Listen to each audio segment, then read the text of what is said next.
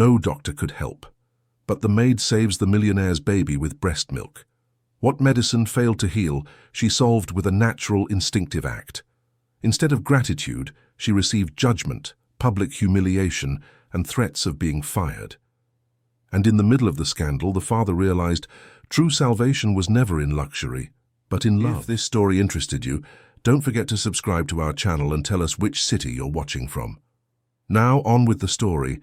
A fine rain was falling on the streets of London that Monday morning, creating a grey mist that seemed to swallow the tall buildings of the Kensington neighbourhood.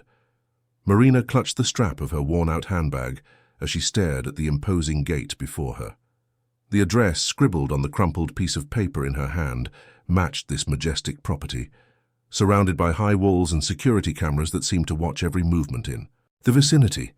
She took a deep breath, feeling the morning chill seep through the thin coat she wore.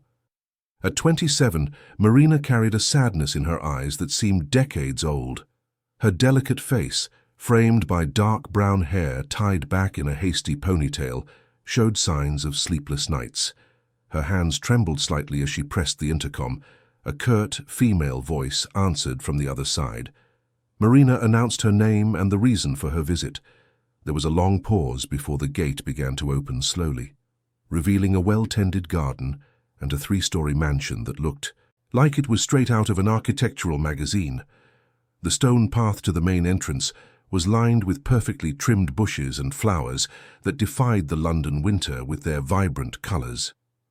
Marina crossed the garden with hesitant steps, feeling the weight of being there.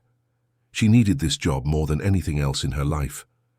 In recent months, everything had collapsed around her like a house of cards.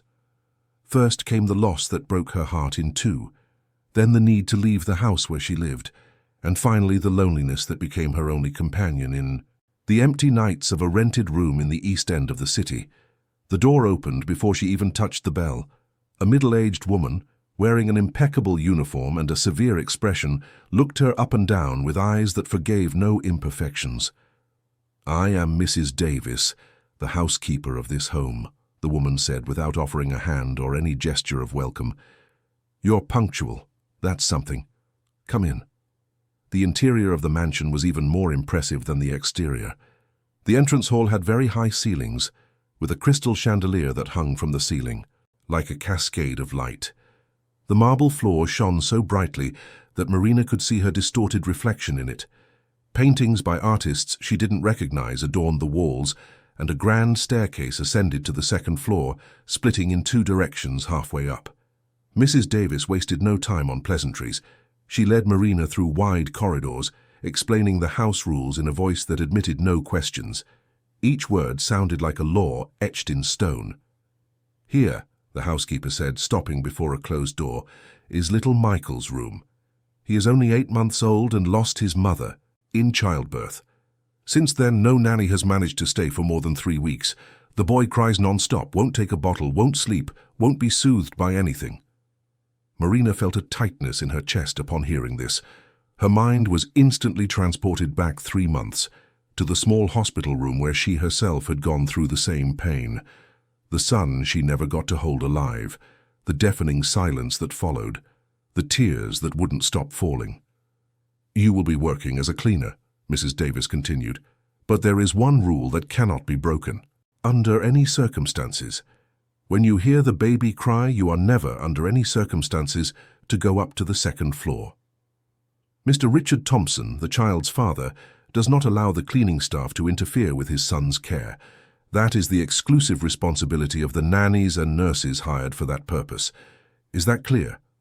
Marina nodded, although something inside her rebelled against that order. How could there be a rule that forbade helping a child in distress? But she knew she was in no position to question it. She needed the job, she needed the money.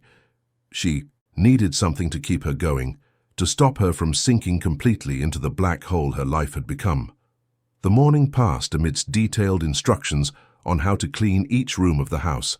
Mrs. Davis was meticulous to an extreme, pointing out every corner that had to shine, every surface that needed to be spotless. Marina absorbed everything in silence, making mental notes and nodding whenever necessary. It was in the middle of the afternoon that she heard it for the first time. A sharp, desperate cry that seemed to tear through the heavy silence of the mansion. The sound came from the upper floor and carried an anguish so profound that Marina felt her legs weaken. Her hands froze in the middle of organizing the cleaning supplies, and she stood motionless, listening. "Don't stop what you're doing," Mrs. Davis ordered, suddenly appearing by her side. "And don't look up, that is not your problem."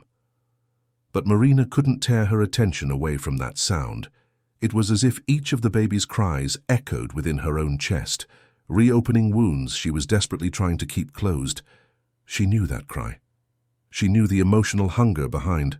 She knew the loneliness of such a small being calling for a comfort that never came. The following weeks were a silent torture. Marina performed her duties efficiently, cleaning every inch of that enormous house, while little Michael's endless crying became the soundtrack to her days.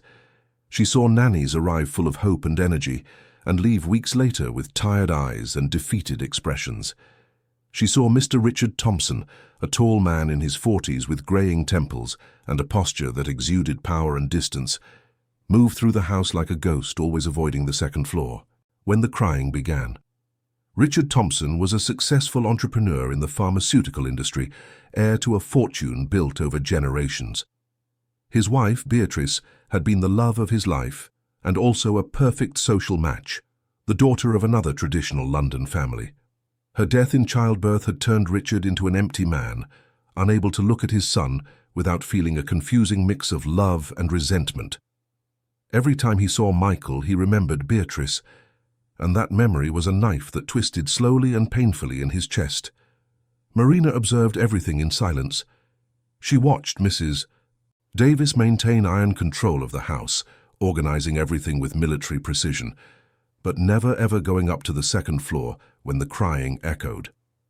She watched Mr. Thompson lock himself in his study, making endless phone calls, drinking whiskey alone at night in the living room. She watched the nurses and nannies who took turns caring for the baby, all exhausted, all failing to calm this seemingly inconsolable child. And then there was her, Marina, the invisible woman who cleaned the marble floors, who polished the mahogany furniture, who organized the shelves of books no one read, the woman whose body still stubbornly insisted on producing milk, painfully filling her breasts each morning, reminding her of the son she never breastfed. She wore tight binders under her uniform to staunch the milk, but the physical pain was small compared to the emotional pain she carried. One rainy Thursday afternoon changed everything. Marina was cleaning the first-floor hallway when she heard raised voices coming from upstairs. One of the nannies, Caroline, came running down the stairs, her face red and wet with tears. "I can't take it anymore," she shouted at Mrs. Davis, who was following her. "This boy is wasting away in front of me, and I don't know what to do anymore. He won't take a bottle, he won't take food, he won't sleep, he won't stop crying. I need professional help, a doctor, someone who knows what to do." "We've called every possible doctor," Mrs. Davis replied coldly. "They all said he's healthy, it's just a phase, you need to have more patience." "Patience?" Caroline looked on the verge of a breakdown. "I have patience, Mrs. Davis. What I don't have is the power to perform miracles. This baby is suffering, and no one here seems to truly care." Mr. Thompson appeared at the top of the staircase, his imposing figure casting a long shadow down the hall. His face was pale, the dark circles under his eyes marking the fatigue of months without proper sleep. "If you can't handle the job, Caroline, then you're dismissed," he said in a cold voice that hid the desperation he felt inside. "Mrs. Davis, call the agency and request another professional." Caroline stormed out, slamming the door and leaving a heavy silence in the air. Marina, who had witnessed everything from her post in the hallway, felt something break inside. The baby's crying continued upstairs, weaker now, as if even crying had become too exhausting. That night, Marina couldn't sleep. Lying in the narrow bed of her rented room, she listened to the silence of the early morning and thought of little Michael. She thought of her own son she never got to know. She thought of the cruelty of fate that took babies from mothers who loved them and left others without the love they so desperately needed. The next day, she arrived at the mansion early. The sky was laden with dark clouds that threatened more rain. Mrs. Davis greeted her with the news that they hadn't yet found a new nanny, and that Mr. Thompson was considering admitting the baby to a private hospital where specialized professionals could care for him. Marina felt her heart clench. She knew what that decision meant. It meant giving up. It meant that this baby would grow up without ever having felt the warmth of a real hug, the comfort of arms that rocked him with love. Throughout the morning, she worked mechanically, cleaning the same places she cleaned every day, but her mind was far away. It was in that second-floor room where a child was crying without being truly heard. At noon, when the crying began again with an intensity that seemed to shake the mansion's walls, Marina dropped her cleaning cloth and went up the staircase. Her feet moved of their own accord, guided by a maternal instinct she thought she had lost along with her son. "What are you doing?" Mrs. Davis's voice echoed behind her, full of warning. Marina stopped halfway and turned around. For the first time since she had started working there, her face showed something other than resignation. It showed determination. "I'm going to help that baby," she said with a firmness that surprised herself. "I can't stand here listening to this crying and do nothing. I can't." "You'll be fired," Mrs. Davis warned. "So be it." Marina continued up. The second-floor hallway was wide and well lit by enormous windows overlooking the garden. There were several doors, all closed, but the crying was clearly coming from one at the end of the hall. She opened the door slowly. The room was decorated in shades of light blue and white, filled with expensive toys and fine wooden furniture. In the crib, a small, thin baby was thrashing about, his face red from crying, his fists clenched, his body tense with anguish. Marina approached and looked at that suffering little face. Michael had dark brown eyes just like hers, and in that moment she saw not just an unknown child, but all the pain in the world concentrated in such a small and helpless being. Without a second thought, she reached out her arms and picked the baby up. Michael continued to cry for a few seconds, his body rigid against hers. But then Marina began to rock him gently, murmuring low, nonsensical words, just sounds that came from a deep place within her. And something extraordinary happened. The crying subsided. The baby's body relaxed. The clenched fists opened, and the small hands gripped Marina's blouse with surprising strength. Michael rested his little head on her shoulder, and for the first time in months fell silent. Marina felt tears stream down her face. She hugged the baby tighter, feeling his small weight against her chest, feeling his heart beating against hers. It was as if a part of her that had died 3 months ago was trying to come back to life. That was how Mr. Thompson found her. He had been urgently summoned by Mrs. Davis and had run upstairs prepared to fire the insubordinate employee who had disobeyed the most important rule of the house. But when he opened the door to the room and saw the scene, the words died in his throat. Marina was sitting in the armchair next to the crib, rocking Michael, who was sleeping soundly in her arms. The baby's face was relaxed, his breathing calm, and for the first time since he was born, he seemed at peace. Richard stood in the doorway, unable to speak. He saw something there he hadn't expected to find. It wasn't just a woman holding a child. It was something deeper, more visceral. It was a connection he couldn't name, but which he recognized as real. "How did you do it?" he finally asked, his voice hoarse. Marina looked up at him. "I just held him, sir, that's all." "All the others tried to hold him," he replied, approaching slowly, as if afraid to break the fragile moment. "He never calmed down for any of them." "Maybe he just needed to feel that he wasn't alone," Marina said softly, looking back at the sleeping baby. "Maybe just that." Mrs. Davis appeared at the door, observing the scene with an expression Marina couldn't decipher. There was something there beyond the usual disapproval. There was an old sadness, a wound that had never fully healed. Richard ran a hand through his hair, a gesture of exhaustion and confusion. "You work as a cleaner here," he began, but his voice failed him. He looked at his son sleeping in the arms of this woman he barely knew, and felt something stir inside his hardened chest. "Could you?" he tried again. "Would you agree to take care of him, at least for now until we find another solution?" Marina looked at the baby in her arms. She looked at this powerful man who was, for the first time, showing vulnerability. She looked at Mrs. Davis in the doorway, whose expression had softened imperceptibly. "Yes," she replied simply, "I'll take care of him." And that was how Marina went from being just the invisible cleaner to becoming the only person capable of calming little Michael. That was how a story began that would forever change the lives of everyone in that house. That was how fate, in its cruel and mysterious wisdom, began to weave a web that no one could have predicted. That night, when Marina finally left the mansion and took the bus back to her rented room, she could still feel the weight of the baby in her arms. She could still smell him, the soft texture of his skin, the absolute trust with which he had fallen asleep against her chest. And for the first time since losing her own son, Marina allowed herself to feel something other than pain. She allowed herself to feel hope, small, fragile, but real. A hope that maybe life still held some meaning, that maybe she still had something to offer the world, that maybe, just maybe, this encounter was not the work of chance, but of something greater that she couldn't comprehend. The bus traversed the illuminated streets of London as Marina stared out the window without really seeing anything. Her mind was back in that Kensington mansion, in that blue and white room, in those small arms that had clung to her as if she were the last hope in the world. And maybe in some inexplicable way she really was.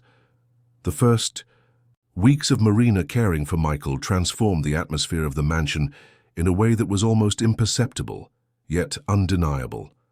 The silence that was once heavy with tension was now punctuated by different sounds. The baby's peaceful cooing, Marina's low laughter as she talked to him, the soft sound of unhurried footsteps going up and down the staircase. Richard observed it all from a distance, still unable to get too close. He saw his son gain weight, saw him smile for the first time, saw him reach out his little arms whenever Marina entered the room. And each of these small victories was both a relief and a reopened wound. Why couldn't he, the father, elicit the same reactions? Why did this woman, a stranger until a few days ago, possess the gift that he lacked? Marina felt the weight of that distant gaze. Every morning when she arrived at the mansion, she would find Mr. Thompson in the entrance hall, pretending to check the mail or adjust his tie in the mirror, but she knew he was there to watch her go up to Michael. There was a silent question in those grey eyes, a search for something he couldn't name. The baby thrived. In 3 weeks he had regained the weight he should have had for his age. His eyes shone with curiosity, his cheeks had become chubby and healthy, and his smile lit up the entire room whenever he recognized Marina arriving. She spent hours with him, talking, singing lullabies her own mother had sung to her decades ago, rocking him until he fell into a deep sleep. But there was a secret Marina guarded with obsessive care. Every time little Michael showed signs of hunger, she would carefully close the bedroom door. Every time. He searched for her breast with that instinctive insistence of babies. She would look around to make sure she was completely alone. And then, with her heart pounding with fear and tenderness, she would breastfeed him. The milk her body stubbornly produced, the milk that was meant for the son she never fed, now nourished Michael. And the baby nursed with veracity, with gratitude, as if he knew this was more than just food. It was love in its purest, most primitive form. Marina knew she was breaking every imaginable rule. She knew that if anyone found out, she would be seen as crazy, unfit, even dangerous. But whenever she held Michael to her breast and saw his little eyes closed in satisfaction, whenever she felt his small body relax completely in her arms, she couldn't feel she was doing anything wrong. On the contrary, she felt she was doing the only right thing in a world that seemed to have lost its sense of what truly mattered. Mrs. Davis watched everything with attentive eyes. The housekeeper, who had initially been against Marina staying on as a caregiver, was beginning to feel something change within her. There was something about this young woman that both bothered and fascinated her. It was a dedication that went beyond professional duty. It was a total surrender that Mrs. Davis recognized because she herself, many years ago, had felt the same. One morning, as Marina was preparing Michael for his bath, Mrs. Davis entered the room with clean towels. She stood in the doorway for a moment, observing the scene with an expression Marina couldn't decipher. "You have a way with children," the housekeeper said finally, her voice less harsh than usual. "Have you cared for other babies before?" Marina felt her heart race. "I had a son," she answered softly, the words coming out with difficulty. "But he didn't stay with me." Mrs. Davis nodded slowly, as if that answer explained a great deal. "I understand," she said, and there was an unexpected softness in her voice. "I lost a daughter, too, a long time ago. Sometimes life takes what we love most and then gives us a second chance in unexpected places." The two women looked at each other for a long moment, a silent understanding passing between them. Mrs. Davis left the room without another word, but from that day on, her attitude toward Marina subtly changed. She began to protect her discreetly, deflecting conversations when other staff members asked about the new caregiver, creating situations that ensured Marina had more privacy with the baby.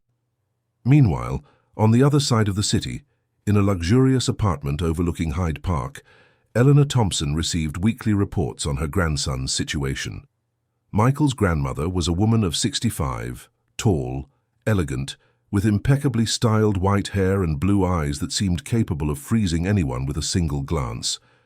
A widow for 10 years, she had dedicated her life to maintaining the untarnished status and reputation of the Thompson family. The death of Beatrice, her perfect daughter-in-law, had been a devastating blow to Eleanor, not just for the loss itself, but for what it represented: the end of an impeccable lineage, the end of an alliance between two of London's most traditional families. And now her son, Richard, seemed to be letting a complete stranger care for her grandson, the Thompson heir. "Who is this woman?" Eleanor asked the private investigator she had hired over the phone. Her tone was cold, cutting. "I want to know everything about her, where she came from, who she associates with, what her past is." "Miss Marina Alves is 27 years old," the investigator replied, reading from his report. "Originally from Brighton, moved to London 5 years ago. Worked as a receptionist at a medical clinic, then as an assistant at a daycare. 4 months ago, she left her job abruptly. Lives alone in a rented room in the East End. No criminal record, no significant debts. She's an ordinary person. No relevant history." "And her family?" Eleanor insisted.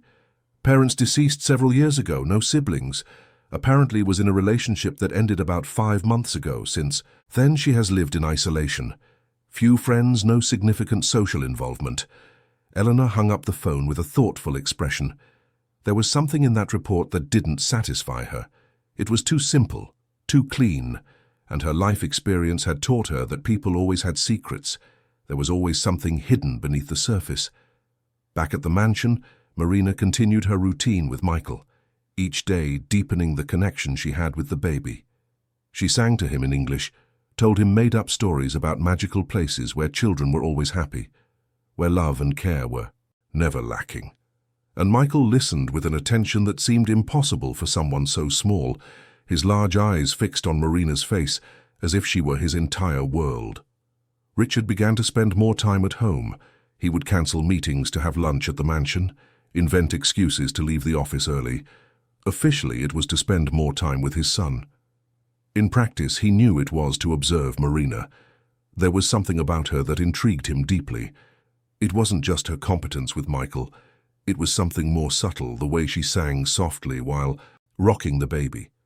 The infinite patience she showed even when he cried, the tenderness in her eyes when she looked at his son. One afternoon, he found her in the garden. Marina had taken Michael out for some sun, following the pediatrician's advice. The baby was lying on a colorful blanket on the grass, waving his little arms and cooing happily, while Marina sat beside him, smiling.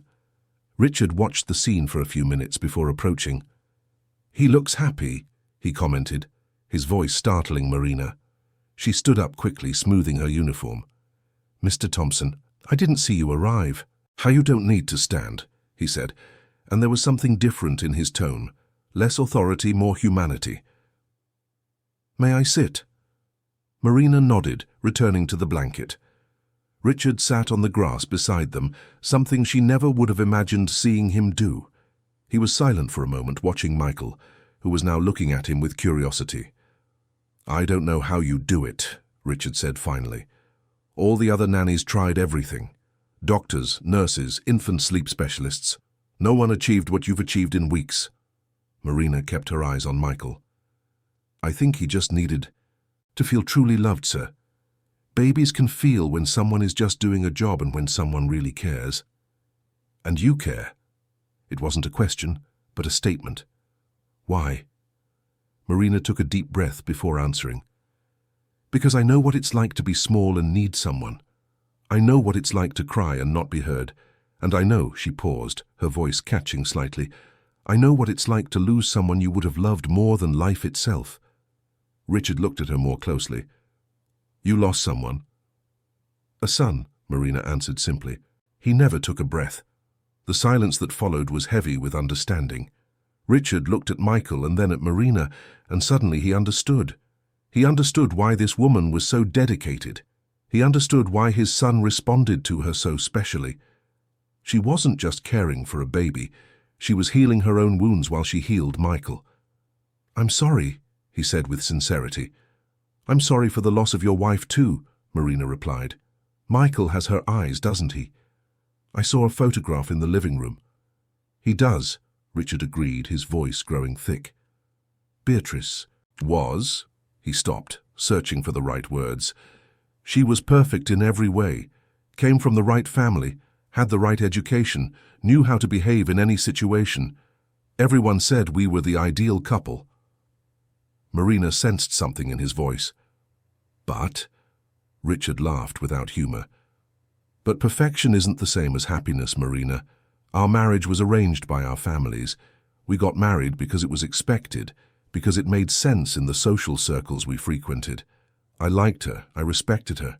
But true love, the kind you read about in books or see in movies, we never had that. Marina didn't know what to say. This confession from a man who had always seemed so distant and controlled took her by surprise. When she died, Richard continued, I felt guilty. Guilty for not having loved her as she deserved.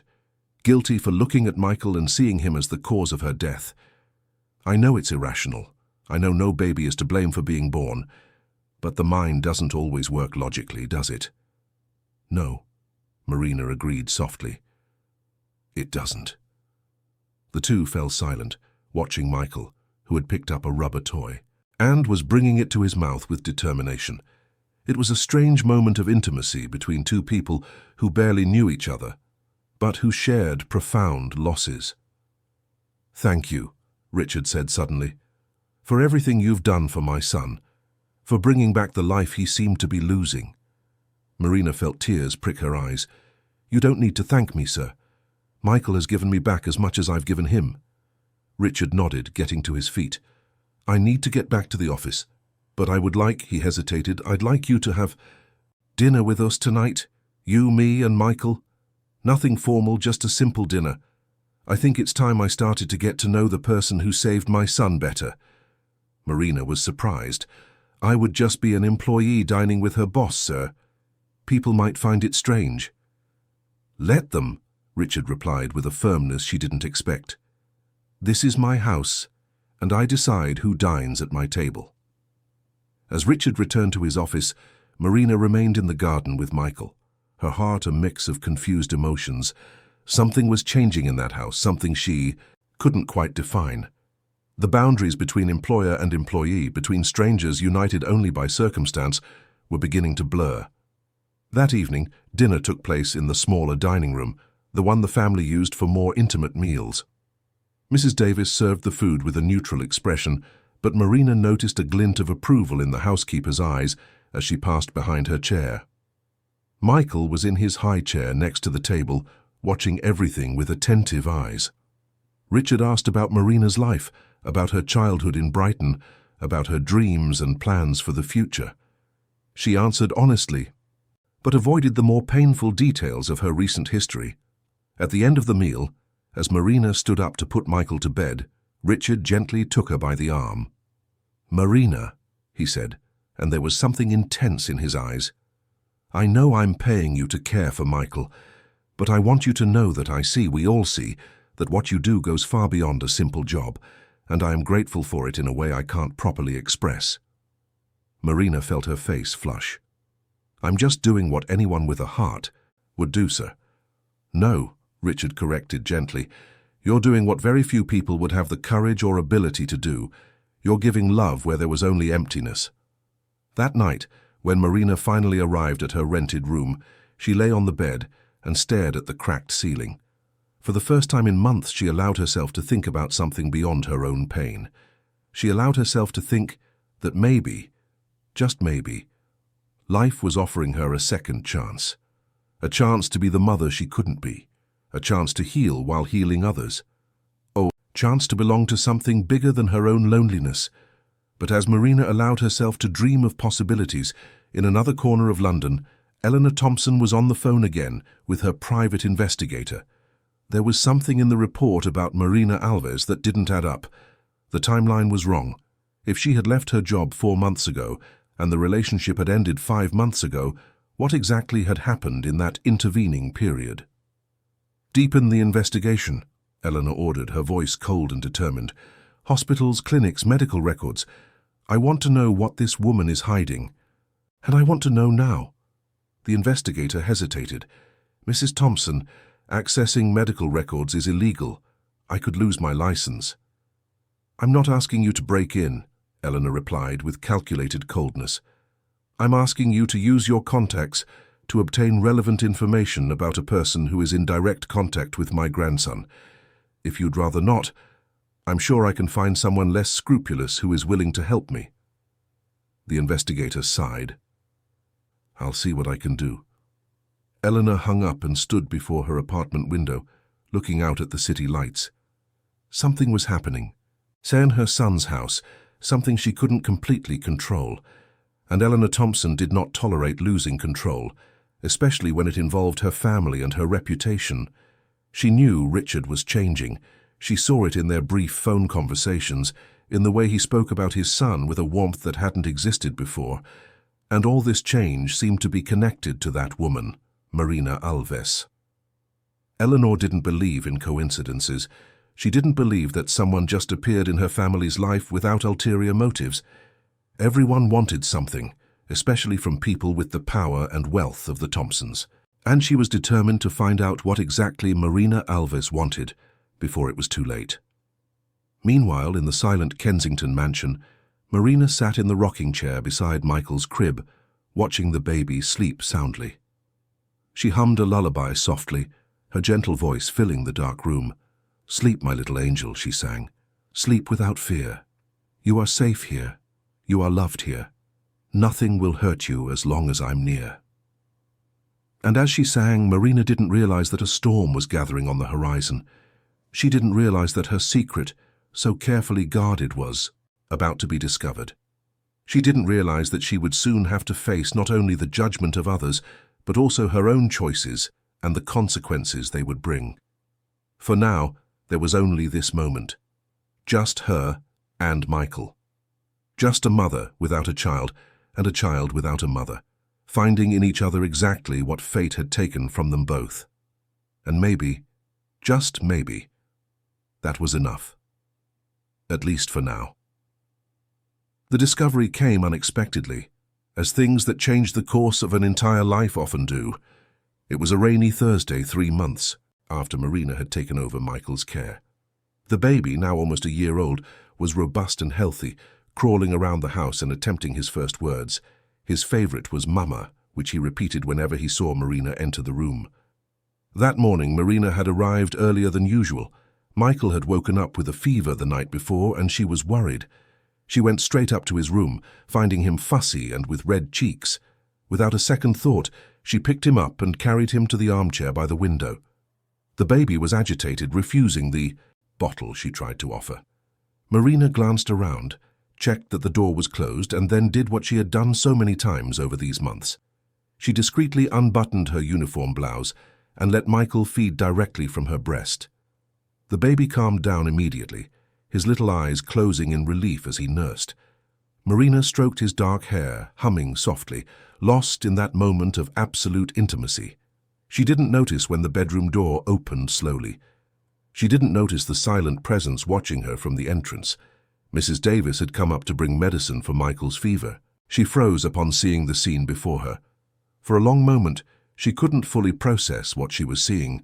When understanding finally dawned, It was like a revelation hitting her with full force. This was it. This was why Michael had become so attached to Marina. This was why he had regained his health so quickly. This was why no other nanny had been able to calm him. Marina wasn't just caring for the baby, she was breastfeeding him. Mrs. Davis backed away silently, closing the door carefully. She went down the stairs with automatic steps, her mind a turmoil of conflicting thoughts. On one hand, she perfectly understood the maternal instinct that had led Marina to do this. On the other, she knew the implications this discovery could have. People wouldn't understand. They would judge. They would condemn. She locked herself in the small office she used to manage the household tasks and sat in silence for nearly an hour. Her own story came back to her with painful clarity. The daughter she had lost 40 years ago. The milk her body had uselessly produced for months. The pain of having empty arms and a full breast. She had dried up her milk with medication, following the medical advice of the time, but a part of her had always wondered if she should have done things differently. When Marina finally came downstairs with Michael in her arms, she found Mrs. Davis in the kitchen making tea. The two women looked at each other, and Marina knew immediately. She knew by the way the housekeeper was watching her, by the expression on her face. She knew her secret had been discovered. "We need to talk," Mrs. Davis said quietly. "But not here. In the garden." The two went, out to the back garden away from prying ears. Michael, his fever already subsiding, played with a rubber toy, oblivious to the tension between the two women. "I saw," Mrs. Davis began, her words careful. "I saw you breastfeeding him." Marina felt the blood run cold in her veins. "I can't explain," she started, her voice trembling. "You don't need to explain to me," the housekeeper interrupted. "I understand why you did it. I understand better than you can imagine. But you need to understand that this," she hesitated, "this can be misinterpreted. People will judge. They'll say terrible things. And Mrs. Eleanor," she paused significantly, "she's investigating you." Marina felt her legs weaken. "How?" "She hired a private investigator. She's been asking questions about your past, about where you've been these last few months. It's only a matter of time before she finds out about your son." "But what does that have to do with Michael?" Marina asked, her voice desperate. "I'm not doing anything wrong. I'm just giving him what he needs, what his body recognizes as right."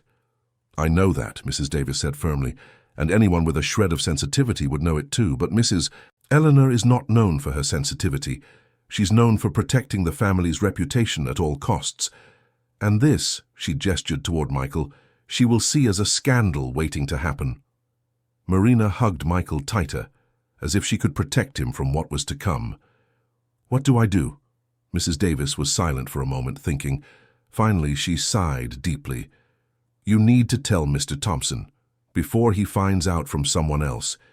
You need to explain, make him understand that you did this out of love, not for any other reason. But what if he doesn't?" "Understand?" Marina asked, tears starting to fall down her face. "What if he sends me away? What if I can never see Michael again?" The housekeeper placed a hand on Marina's shoulder. "Then at least you will have tried, and I will be by your side to testify that I saw with my own eyes how much you love this boy, that I saw the miracle you performed on him." That same afternoon, as Marina gathered the courage to talk to Richard, Eleanor Thompson received the information she had been waiting for in her apartment. The private investigator arrived with a thick file and an uncomfortable expression. "I found what you were looking for," he said, placing the file on the coffee table. "But I must warn you, it's not an easy read." Eleanor opened the file with steady hands. Inside were copies of hospital records, obtained through questionable contacts. She read in silence, her expression hardening with each turned page. Marina Alves had been admitted to St. Thomas's Hospital exactly 5 months ago. She was 8 months pregnant. Labor was induced as an emergency due to complications. The baby, a boy, did not survive. There was no record of the father. Marina had been hospitalized for 2 weeks, being treated not only for the physical consequences of the birth, but also for severe postpartum depression. Eleanor closed the file slowly, her mind working quickly. So that was it. Marina had recently lost a son, and now she was caring for someone else's child. The situation was more complex than she had imagined, but also more dangerous. She picked up the phone and dialed Richard. "We need to talk. Tonight. It's about the woman who's taking care of Michael." Richard arrived at his mother's apartment at 8 that evening, his expression already showing irritation. "Mother, what's so urgent that it couldn't wait until tomorrow?" Eleanor handed him the file without ceremony. "Read." Richard opened the file and began to read. His expression changed as he absorbed the information. When he finished, he looked at his mother with a mix of confusion and anger. "You investigated Marina. You invaded her privacy." "I protected my grandson," Eleanor replied coldly. "And you should be grateful for it. This woman lost a child just a few months ago, and now she's caring for yours. Don't you see the danger in that? The emotional instability? The unhealthy attachment she might develop?" "Unhealthy attachment," Richard repeated, his voice rising. "Mother, Marina saved Michael. He was wasting away, dying of sadness, and she brought him back to life." "Exactly," Eleanor said, rising and walking to the window. "She brought him back because he replaced the son she lost. She's not caring for Michael. She's trying to fill a void that will never be filled. And when she realizes that, when reality hits, what do you think will happen to your son?" Richard fell silent, the conflict visible on his face. Part of him wanted to defend Marina, but another part, the one trained since childhood to protect family and reputation above all else, was beginning to have doubts. "And there's more," Eleanor continued, picking up her phone. "I had discreet cameras installed in Michael's room 2 weeks ago, just to make sure everything was all right. And I discovered something that will shock you." She tapped the screen and showed it to Richard. The video showed Marina breastfeeding Michael.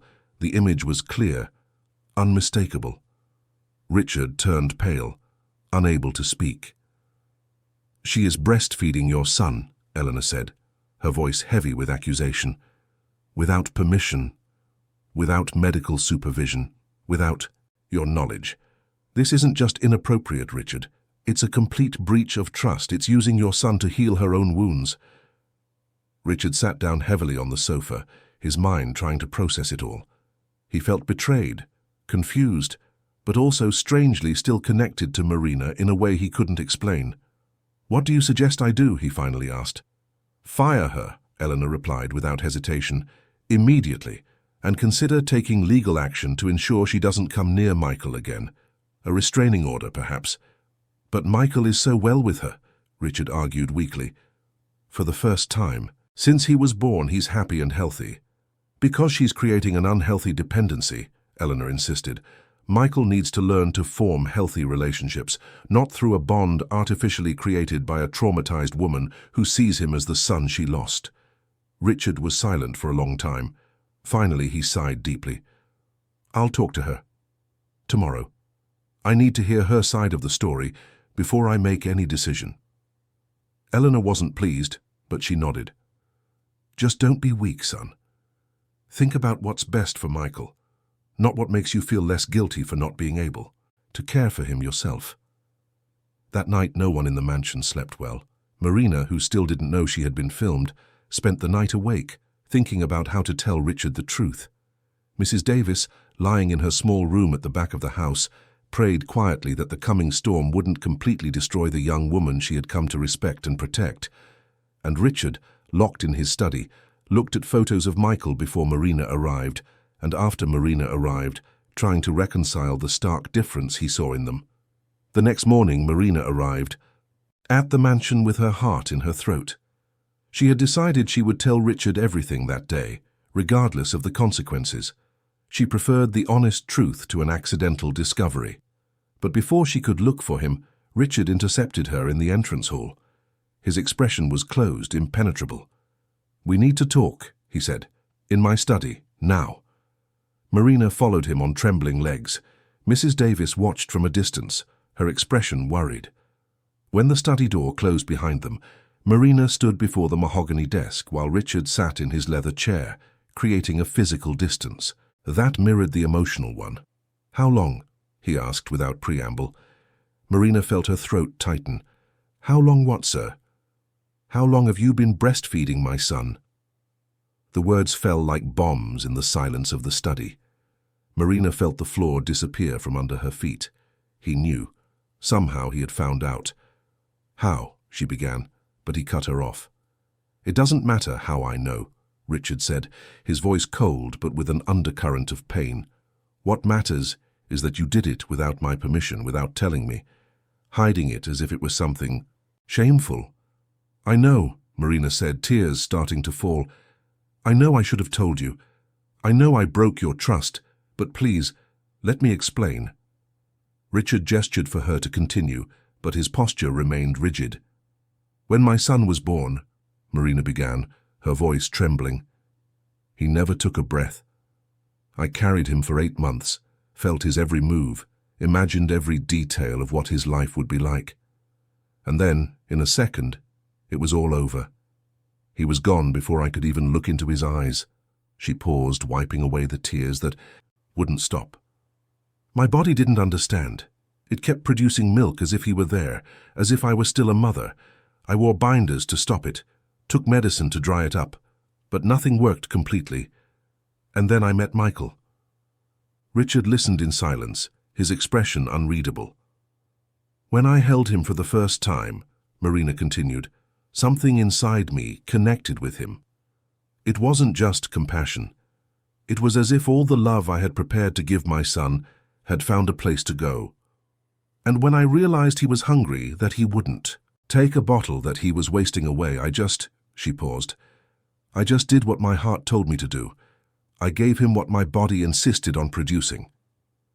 "But you had no right to make that decision on your own," Richard said, getting up and walking to the window. "He is my son, Marina, not yours." "I know that," Marina replied in a low but firm voice. "I always knew that. I never tried to replace anyone. I never thought he was mine. I just gave him what he needed at the moment he needed it. Saved his life, Mr. Thompson. And I would do it again, even knowing the consequences." The silence that followed was dense, charged with conflicting emotions. Finally, Richard turned to her. "My mother wants me to fire you immediately. She wants me to consider legal action against you." Marina felt her heart break. "I understand," she said simply. "I knew this day would come. I only ask for one thing. Let me say goodbye to Michael. Let me explain, in a way he can understand, why I won't be there anymore." Richard looked at her for a long moment. He saw the sincerity in her eyes, the genuine pain she felt. He also saw the deep love she had for Michael, a love he himself had failed to properly demonstrate until Marina appeared. "I need to think," he said finally. "But while I'm thinking, you can't have any contact with Michael. It's better this way."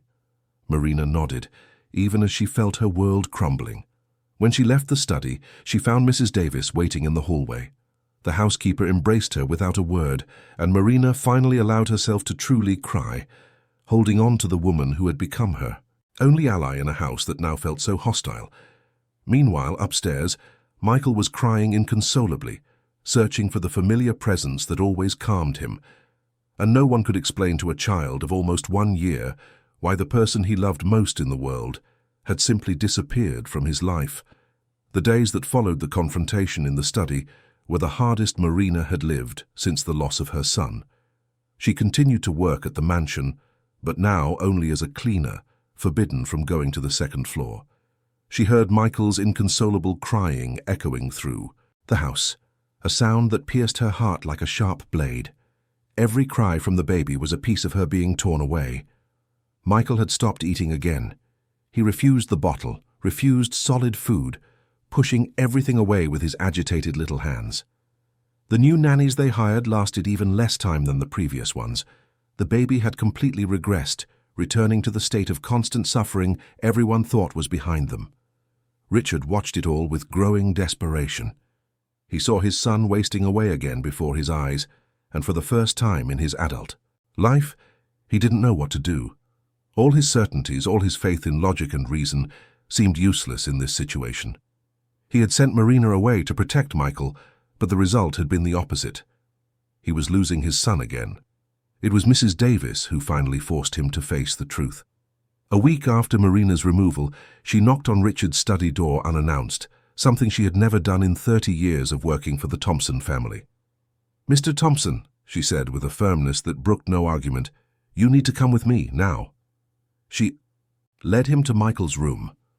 The baby was lying in his crib, his eyes open but vacant, not reacting to any stimuli. He had lost weight again, his once chubby cheeks now pale and sunken. He no longer cried. He just existed, in a state of apathy that was even more frightening than the constant crying. "Look at him," Mrs. Davis said, her voice heavy with restrained emotion. "Look closely at what is happening to your son. He is giving up on life, sir. And you know why." Richard approached the crib, feeling tears burn his eyes. He touched Michael's little face, but the baby didn't even turn his head toward the touch. "I thought I was doing the right thing," he said in a hoarse voice. "I thought I was protecting him." "Protecting him from what?" Mrs. Davis asked. "From love. From the only person who managed to reach him when no one else could.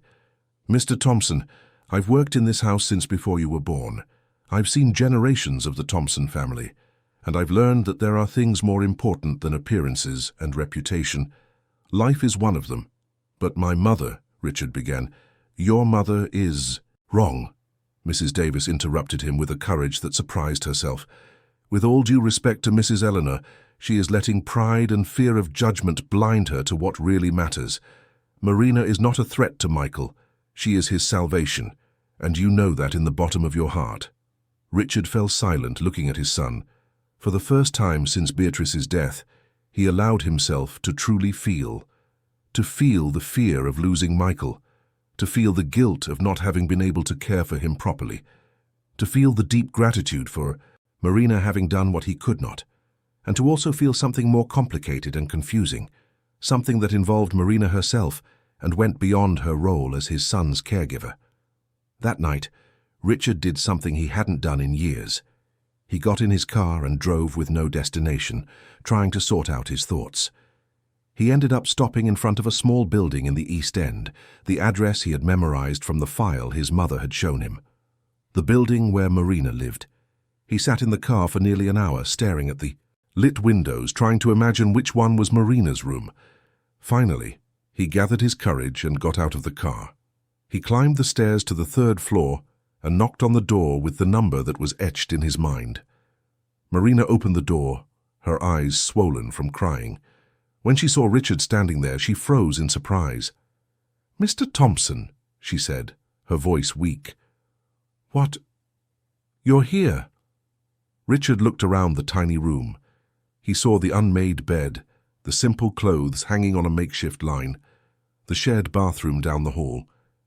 He saw how Marina lived, the absolute simplicity of her existence, and suddenly he understood even more deeply what she had sacrificed for Michael.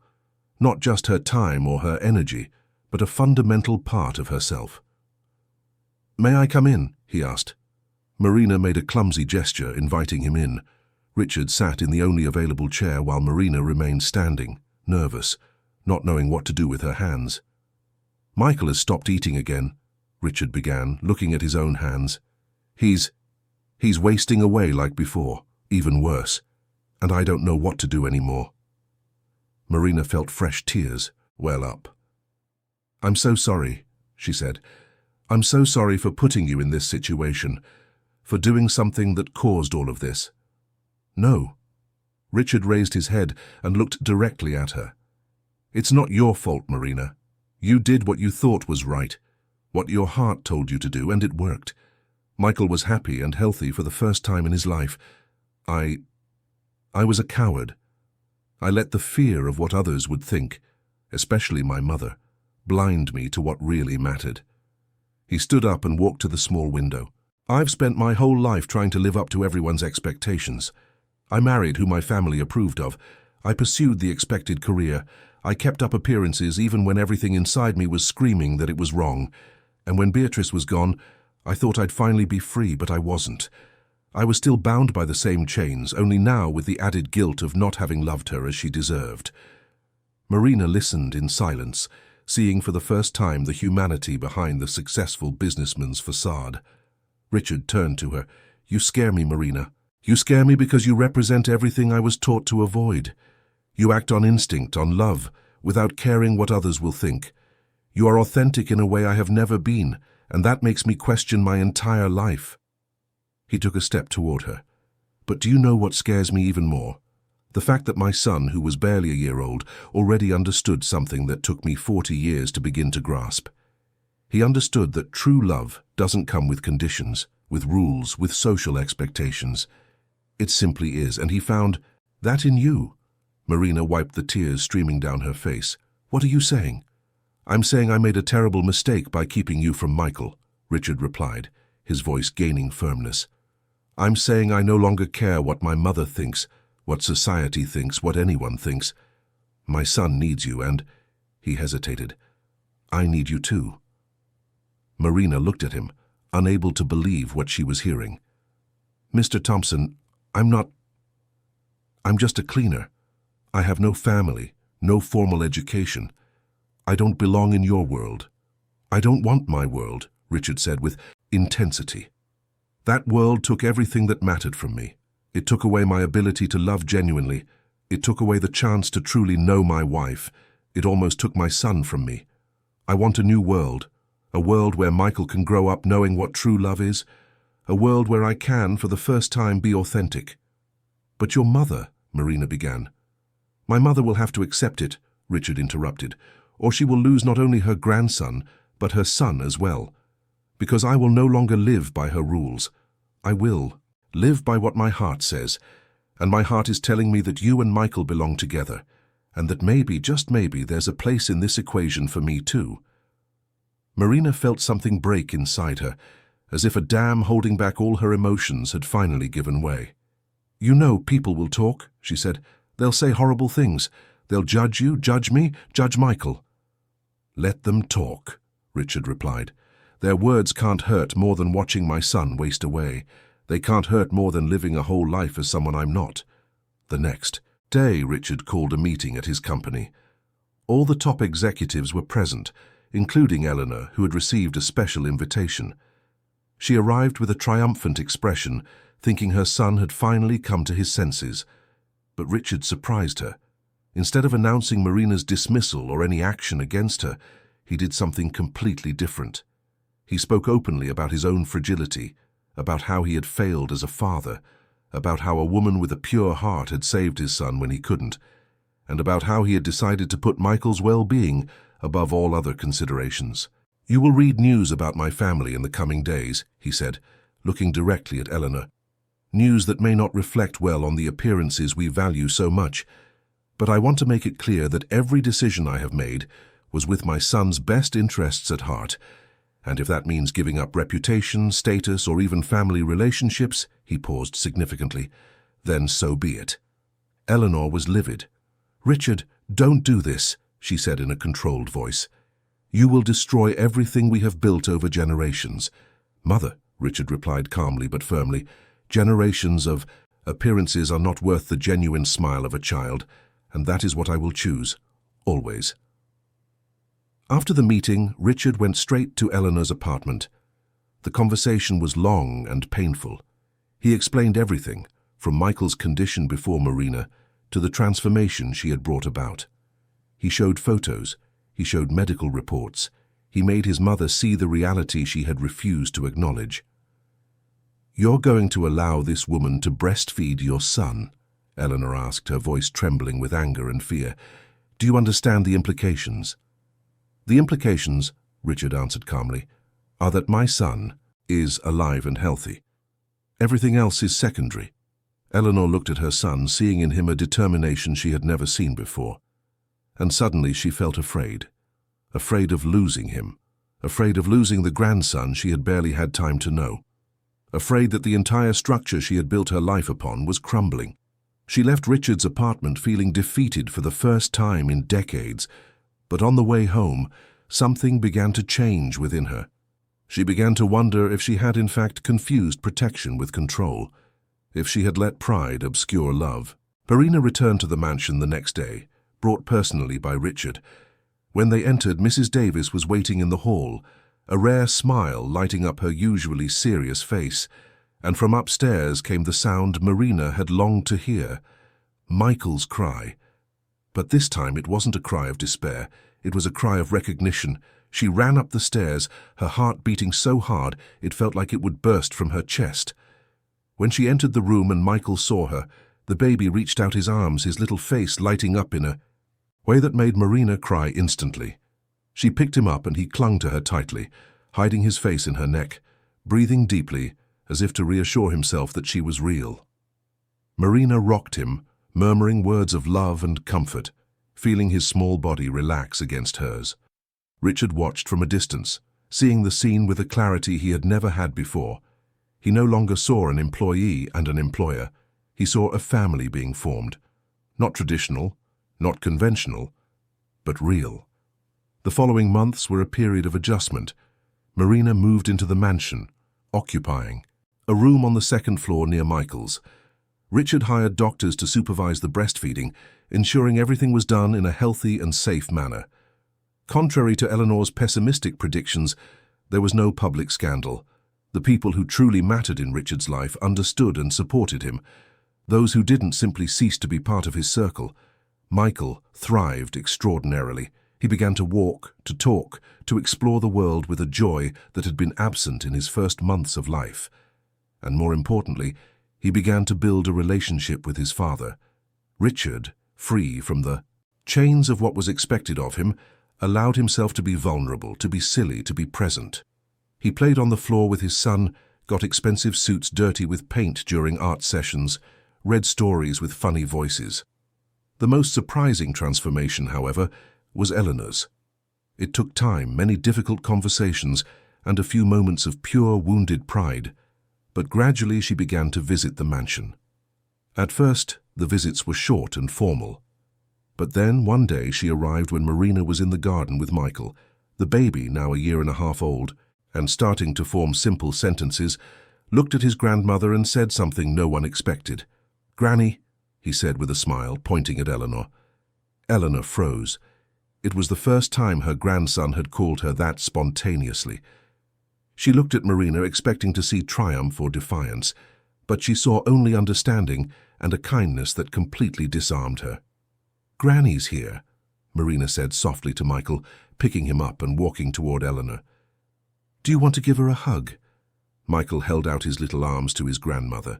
Eleanor, with trembling hands, took him into her arms. It was the first time she had truly held her grandson with love instead of social obligation. She felt his small warmth against her chest, heard his joyful laugh as she gently spun him around, and something inside her, something that had been frozen for decades, began to melt. "You take good care of him," she said to Marina, her voice wavering. "I was wrong. About everything." Marina gently placed a hand on Eleanor's arm. "We were all just trying to protect what we love," she said. "We just used different methods." 2 years passed. The Kensington mansion was no longer that cold, silent place. It was noisy, messy, full of life. Michael, now 3, ran through the hallways, chasing a stray dog Richard had rescued from the street on a rainy afternoon. Mrs. Davis, who had retired but still visited regularly, laughed as she watched the boy play, remembering how everything had changed. Marina was 6 months pregnant. The news had been a surprise to everyone, especially to her and Richard, who had married in a simple ceremony 6 months earlier, with only close family and true friends. Eleanor had been there, and although she still struggled with some of her old convictions, she had given an emotional speech about second chances and the courage to choose love over convention. On a quiet Saturday afternoon, Marina was sitting in the garden, Michael playing beside her as she caressed her growing belly. Richard came home from the office earlier than planned, bringing ice cream for the 3 of them. "How's little Beatrice?" he asked, sitting beside Marina and placing a hand on her belly. Marina smiled. They had decided to name their coming daughter after Richard's first wife, a way to honor her memory and ensure Michael always knew where he came from. "Active," she replied. "I think she's going to be as lively as her brother." Michael carefully climbed onto Marina's lap, as Richard had taught him, so as not to hurt his little sister. "Mommy," he said, using the word he had naturally started using a few months before, "when my sister is born, will I take care of her like you take care of me?" Marina felt tears in her eyes. "Yes, you will, my love. You're going to be the best big brother in the world." Richard looked at his family, at this extraordinary woman who had entered his life in its darkest moments and brought light, at his son who was finally happy and healthy, at the life they had built together against all odds. And he realized that he was genuinely happy for the first time in his adult life. It wasn't the life his family had planned for him. It wasn't the life society expected. But it was authentic. It was real. It was theirs. Eleanor arrived shortly after, bringing gifts for Michael and baby clothes for Beatrice. She sat with them in the garden, joining in the games, laughing at the stories Michael told with his peculiar childish logic. And when Marina offered her tea, the two women exchanged a look of mutual understanding. They had come a long way from that first encounter, filled with suspicion and judgment. They had learned that family is not defined by blood or tradition, but by choices and by love. They had learned that true strength is not in keeping up appearances, but in having the courage to be vulnerable and authentic. As the sun set over London, painting the sky in hues of orange and pink, the small family gathered in the garden. It represented something much larger than themselves. It represented the possibility of redemption, of transformation, of second chances. It represented the idea that love, in its purest and most selfless form, can heal even the deepest wounds.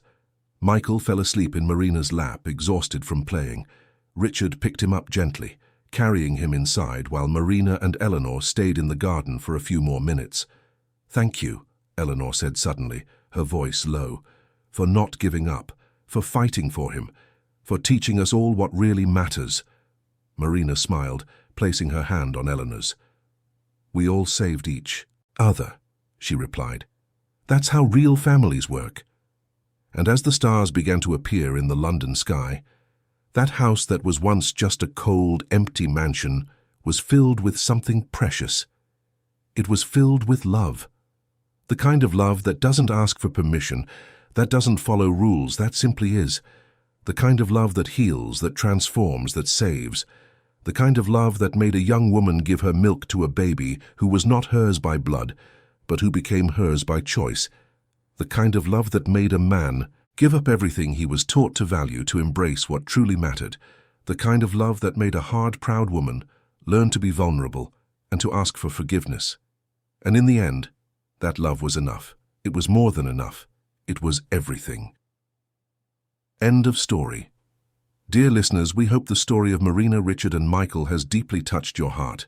If you were moved by this journey of love, redemption, and second chances, please leave a like, subscribe to the channel, and tell us in the comments which moment marked you the most.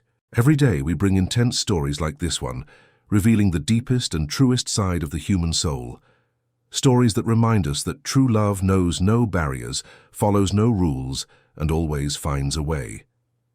We look forward to seeing you in the next episode with another story that will touch your soul.